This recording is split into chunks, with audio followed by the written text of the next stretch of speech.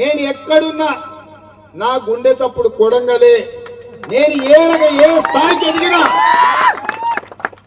చాలా మంది ఓడిపోయిన తర్వాత రేవంత్ రెడ్డి మళ్ళీ రాడు, పట్నం వంక చూసుకుంటాడు, ఎల్బీ నగర్ పోటీ చేస్తాడని మా మిత్రులు, మా మీడియా మిత్రులు, సార్ ఎల్బీ నగర్ పోతాడు, సార్ షాద్ నగర్ పోతారన్న పోయినానే మళ్ళీ మీ దగ్గరికే వచ్చినాయి కదా, అవునా కదా? మళ్ళీ వెనక్కి వచ్చినా మీ దగ్గరికే వచ్చినా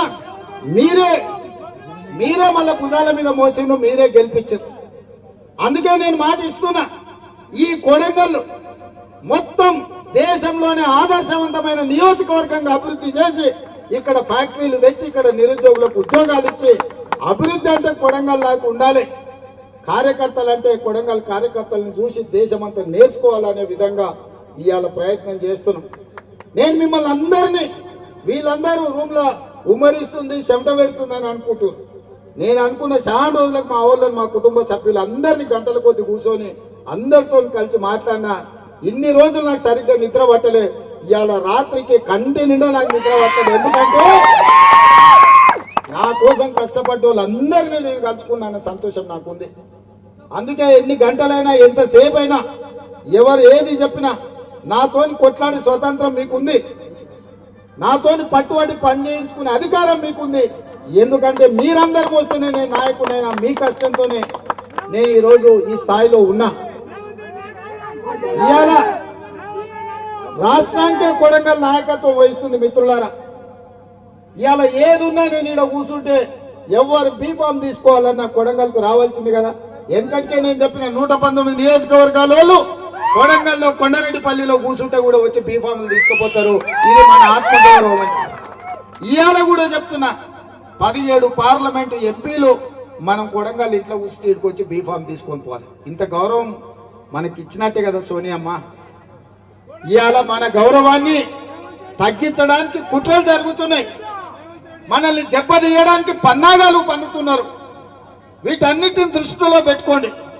ఎవరేమి దేరు ఇన్నేళ్లు చూసిండ్రు, అర్ణమ్మ మంత్రి ఉన్నప్పుడు చూసిండ్రు, టీఆర్ఎస్ అధికారంలో ఉన్నప్పుడు చూసిండ్రు, నరేంద్ర మోడీని ప్రధానమంత్రిగా చూసిరు.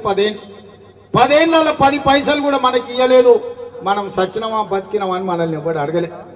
100 రోజుల్లో సోనియమ్మ ఇందిరమ్మ రాజ్యం వస్తే సోనియమ్మ నాయకత్వంలో కొడంగల్కు 5,000 కోట్ల రూపాయల అభివృద్ధికి వచ్చినాయి. ఇవాళ అన్ని కాలేజీలు వచ్చినాయి, అన్ని ఫ్యాక్టరీలు వస్తున్నాయి, అన్ని కొడంగల్కు శుభసూచకం.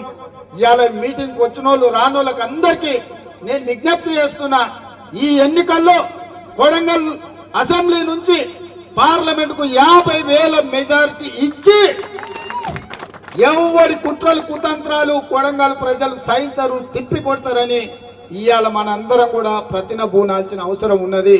మీరందరూ 50,000 మెజారిటీ తెప్పించడానికి సిద్ధంగా ఉన్నారు కదా? ఉన్నారా? మా మీడియా సోదరులు కూడా చెప్పాలి, ఎందుకంటే ఇది మన ప్రాంతం, మీరు కూడా ఇక్కడ బిడ్డలు. ఈడ జరిగే ప్రతి అభివృద్ధి మీకు కూడా వస్తుంది. మీ తల్లిదండ్రులు కష్టపడి ఈ ప్రాంతంలో కష్టాలు చూసిండ్రు, ఇవాళ మన కష్టాలు తీరే సమయం వచ్చింది. మీ అందరి సహకారం ఉండాల్సిందిగా కోరుకుంటూ, అందరి సమస్యలు పరిష్కరించే బాధ్యత నాది. రాష్ట్రానికి నాయకత్వం వహించమని సోనియమ్మ మల్లికార్జున్ ఖర్గే గారు నాకు ఆదేశాలు ఇచ్చిండ్రు. ఎక్కడున్నా కూడా నా గుండె చప్పుడు కొడంగల్ అని చెప్పి మళ్ళొక్కసారి మీ అందరు తెలియజేస్తూ మీ అందరి దగ్గర సెలవు తీసుకున్నా. జై కాంగ్రెస్, జై కాంగ్రెస్, జై కాంగ్రెస్. హస్తం గుర్తుకే, హస్తం గుర్తుకే. ధన్యవాదాలు మిత్రులారా.